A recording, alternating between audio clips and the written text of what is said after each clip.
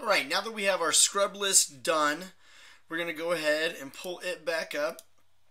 Pull back up the MLS.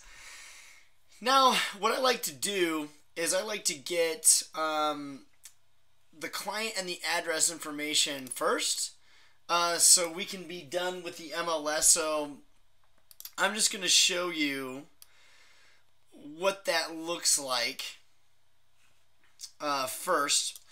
So basically we're going to pull up our number here. So we got an MLS number. Now we'll all have different tax information, but usually inside the MLS you'll have a tax info button.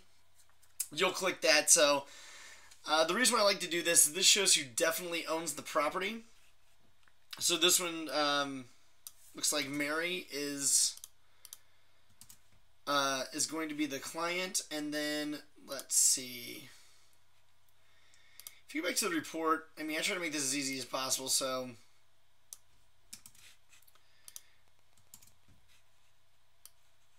we'll just cut and paste that in. And as you can see, we're just going to keep on repeating this. I'm going to do a couple first, just so we can, get started a little bit with what we want to get going on.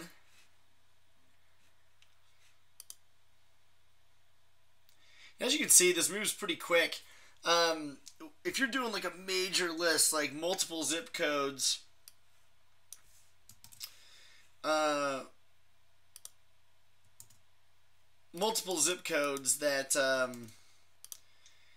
you end up having, you go back for a year, and you could have thousands. I mean, I remember I pulled one for Phoenix. I did the whole year of all of the Phoenix area, right? Entire Phoenix.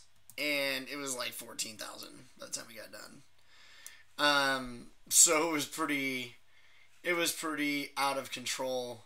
But, I guess what I'm trying to get at is you're never really going to run out of leads doing this. You can always go further back, look at different situations, expand your parameters, expand your map, however you want to do it, and you're always going to find people to look up and call on for listings. All right, this will be the last one I do.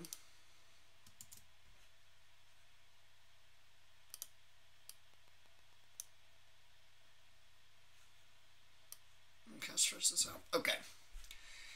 Now that we have a few to go on, I'm going to start using some of the other software we have.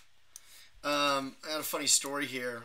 The owner of my brokerage, when I showed him this model, he was telling me, he's like, wow, he's like, that's crazy. He was like, I would pay $250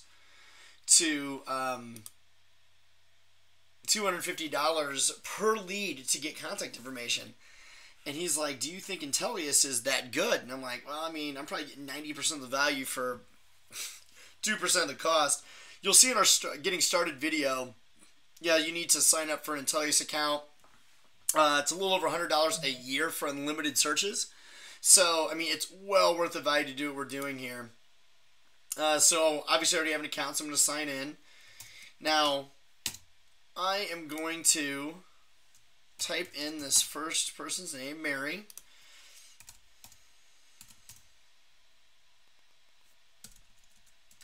Let's do Phoenix. And we'll let's search for her. Now, we kind of got a leg up because we know what her address is. So, we're going to see what we have here.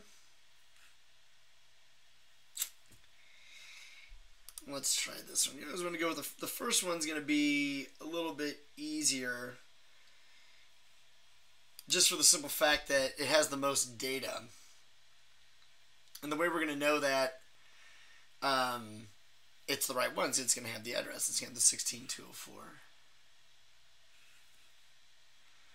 Alright, so you see we have 16204. That's the one. So she owned this at one time. So Intelius is going to have a lot of data. It's going to have a lot of owner information, the market value, the tax amount, tax year, a lot of information about the property. It's also going to have some demographic data that's nice as well. So what I like to do is we have all these phone numbers here. And I'm going to show you the phone numbers actually next. I'm going to do a screenshot with the phone that'll show on a different video. That's my actual phone, the app I use for it. But what I really want to try out here is get these emails figured out so I get some good email contact information. So I'm going to copy those. I'm going to open another screen here to our email verifier. And this is verifyemail.org. I think it's $25 a year to do the deal. So I'm going to go ahead and sign in real quick. And what I like about this, you have the verifier do one by one, or you can do bulk verify. If you click on that, then you can check, multiple ones. Now, some of these guys are going to have 12 email addresses, and usually only a couple of them are decent. So it's going to go ahead and verify. It's going to show us its progress here. Checks it.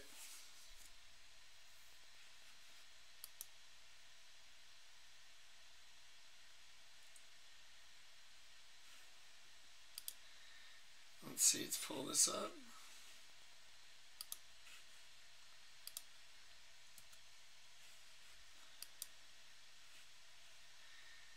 So let's try this. Okay, so see, Robert Klein is bad, but Mary Klein Gmail is good. See that okay? That's right here. So that means it's good. So I'm going to go ahead and copy and paste that into the email section. We won't worry about... actually, I can expand this a little bit further so we can see.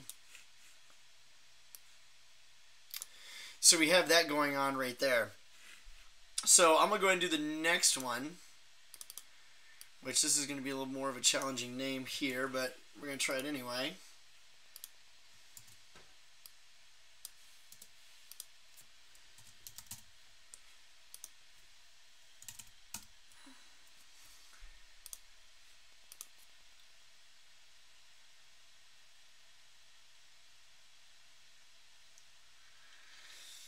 "527 Desert Flower." Okay, this is the one. So we're going to look up this profile here.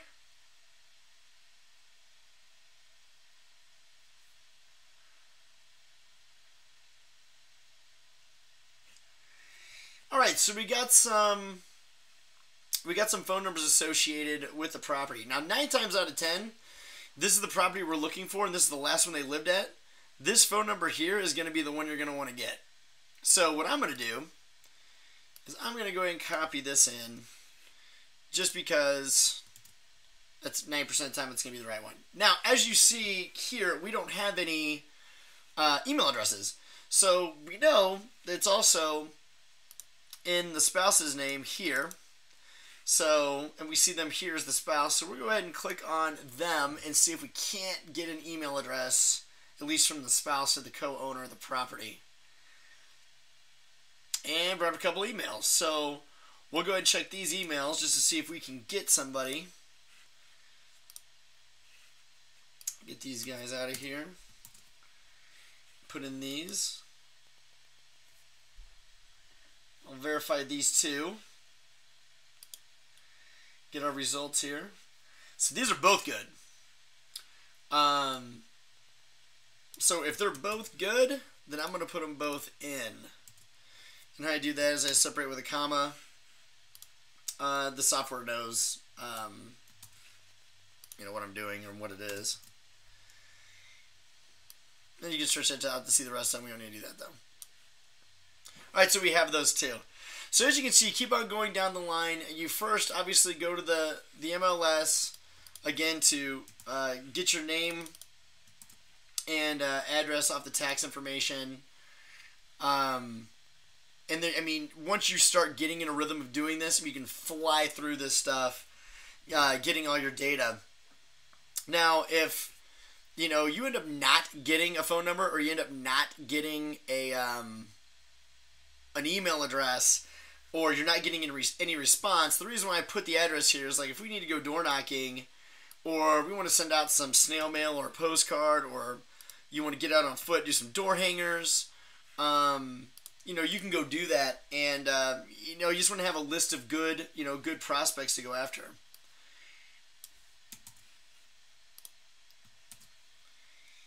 So on the next clip, I'm going to show you how to use the phone verifier, and I'm going to verify this potential client's number, and then we'll do the next one as well, and we'll see how that works. All right, so now that we got a couple phone numbers on our list, what we're going to want to do is verify some of those phone numbers. As you saw, our first potential client had like 10. So I'm going to select the most recent one that was listed, because usually that's the one we're going to want to use. So I'm going to open up my phone verifier. Now this is reverse phone by the white pages. And you can find this in the App Store. It's, I think, $2.99 or $3.99 a month for unlimited reverse phone checks. So it's great too. If somebody calls you, don't know the number, you can put it in there and you can find out who it is. That way you can call them back and say, hey, I'm sorry, Mike, I missed your call, and stay on top of that, and you kind of know what's going on. So I'm going to go with the first one that we saw for Mary, and I'm going to type that one in here and see what it brings up. Mary and Robert here. And let's see what we get.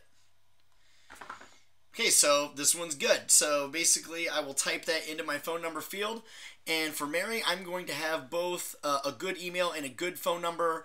So now that's a great lead. Like I said, my owner of my brokerage would spend $250 for verified information with this kind of stuff. So, we got it for, nothing. So it's great.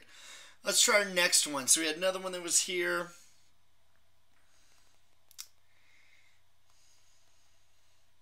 Let's search this one. Yep, so basically, Chen is the last name of the owner. Now, I'm going to go ahead and use that number. I might call, and it might end up being a daughter or something. I might check more numbers. I think there was only 2. So I'll probably go back and check the rest of them, even though I'll keep this one because I know it's good. I know it's verified through the white pages.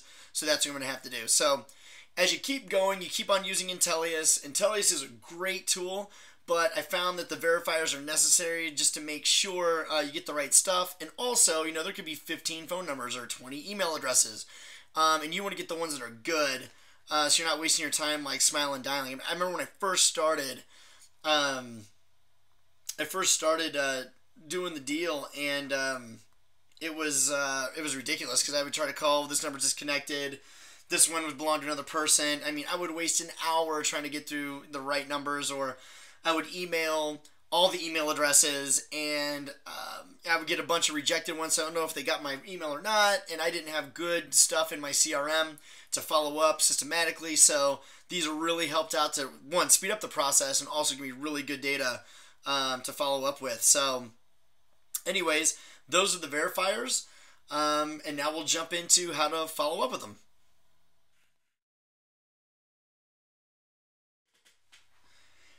So let's say you're doing some of this stuff and you just can't get any phone numbers or email addresses. I've had a couple times in Intelius where it's almost like the person doesn't exist, and we just can't find anything. So what I like to do in that situation is I like to go back to the MLS and see what type of listing it was to see what I'm kind of getting into here. So if I go down here, I'm going to look at the showing instructions here, and it's going to say, okay, so I couldn't get any information to call them because obviously they don't have a phone number here. It's not Intelius. Shocker. They didn't put it in the listing. So I know, but they're there though, because it says that it's occupied by them. It's an owner. I have to go through them. So that's a good one that I could door knock, because it's probably still occupied by the owner, or I can do a door hanger or something along those lines. Now, we'll see if we can find a good example here. If we can find one. If we can find one here that, says it's, possibly vacant. Okay, this one says that it's still occupied.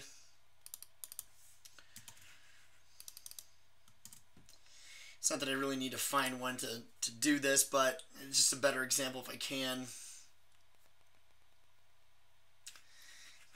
Oh.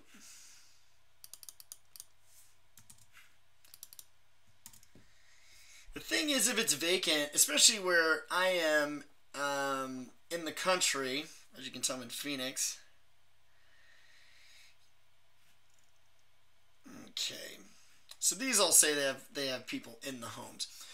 Where I am in the country down in Arizona, we have a lot of vacation homes. A lot of homes are vacant, and a lot of times when you go to the tax info, it always says where their taxes get mailed to.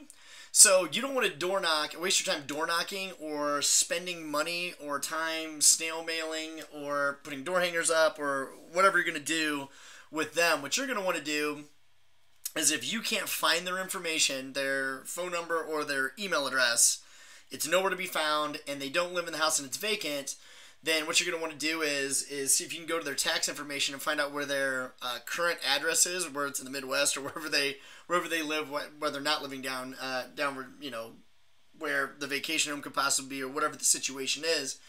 And then you're going to possibly mail out to that address and try to reach out to them that way.